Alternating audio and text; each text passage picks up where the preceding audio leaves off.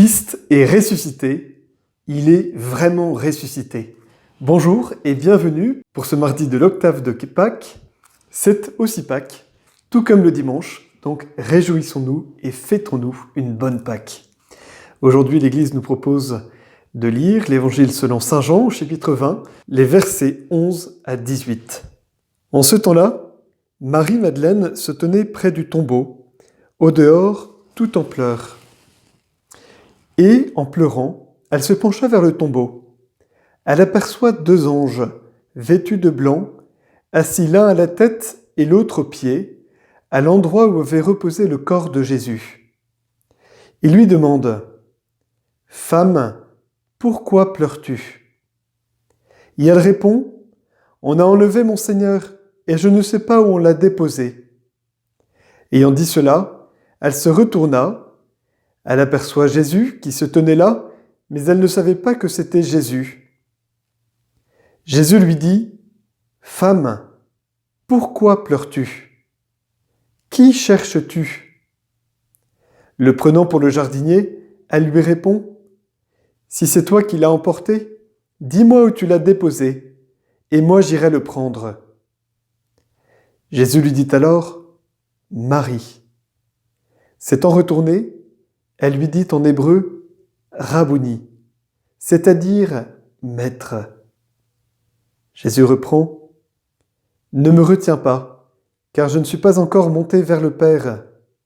Va trouver mes frères pour leur dire que je monte vers mon Père et votre Père, vers mon Dieu et votre Dieu. » Marie-Madeleine s'en va donc annoncer aux disciples « J'ai vu le Seigneur !» Et elle raconta ce qu'il lui avait dit. Acclamons la parole de Dieu. Les larmes de Marie-Madeleine. Écoutons-les. De vraies et belles larmes. Laissons-nous affecter par ces larmes. Celles du deuil, celles de l'affection. Ces larmes du samedi saint. Pourquoi pleures-tu ? Pourquoi pleures-tu ? Qui cherches-tu ? En l'espace de 5 minutes, 3 personnes, dont 2 anges et le Seigneur lui-même, lui posent cette même question. Pourquoi pleures-tu ? Jésus veut lui permettre de faire un pas. Un petit pas, mais un pas décisif. L'accession à une maturité humaine, affective, spirituelle, plus grande. À l'écoute de son prénom, Marie se reconnaît aimée et en même temps reconnaît l'aimer. S'étant retournée, elle lui dit en hébreu « Rabouni », c'est-à-dire « maître ». Infinie délicatesse avec laquelle le Seigneur renoue la relation avec elle. Il s'agit désormais d'accepter de nouvelles règles.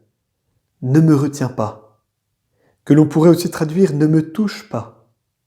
Tiens, des règles de distanciation. Ça semble tellement actuel, mais pas dans un but sanitaire, dans un but de réajustement intérieur pour une mission extérieure. Ne me retiens pas, car je ne suis pas encore monté vers le Père. Va trouver mes frères pour leur dire que je monte vers mon Père et votre Père, vers mon Dieu et votre Dieu. Il s'agit d'accepter cette distanciation qu'impose la mort et la résurrection pour vivre une nouvelle relation avec Jésus, mais aussi entrer dans la visée même de Jésus, dans son destin, dans sa destinée. Je monte vers mon Père, vers mon Dieu. Destin et destinée qui est aussi la nôtre.